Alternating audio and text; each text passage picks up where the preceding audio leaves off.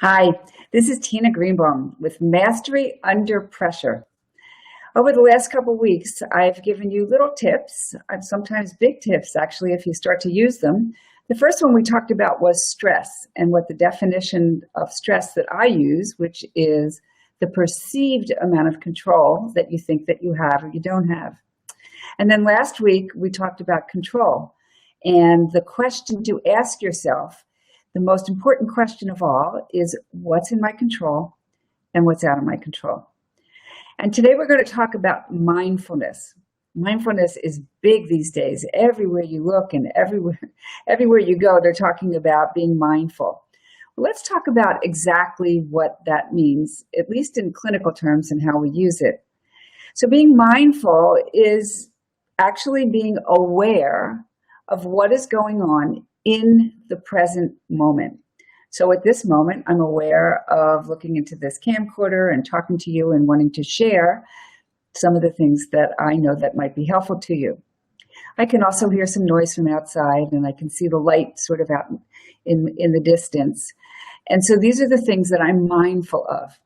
Well, let's see how we can use it to make it really useful and really important in your life. Let's just say that you have a recurring habit and it just keeps showing up over and over and over and over again. Let's just say perhaps overeating.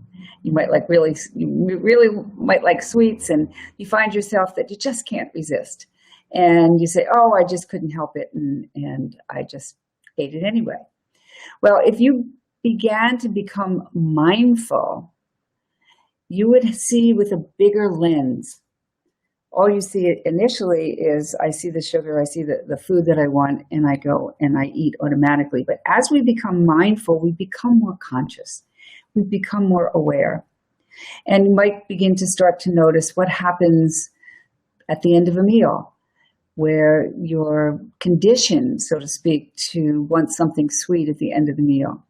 And then you might become mindful of what it would be like if you resisted and what goes on inside when you don't follow what that instinct is telling you, and so on. We do this in business also.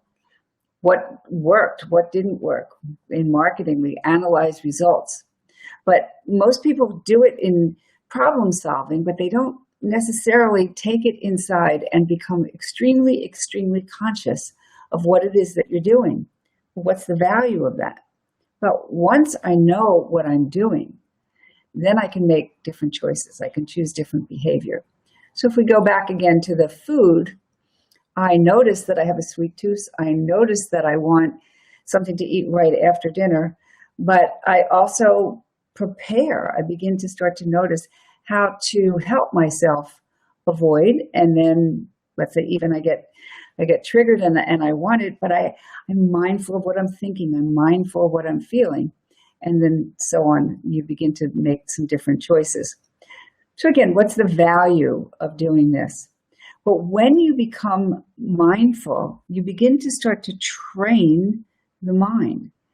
You've heard the term monkey mind. Well, we do have monkey minds. There are thoughts that come up constantly, thousands of them, millions of them over a day.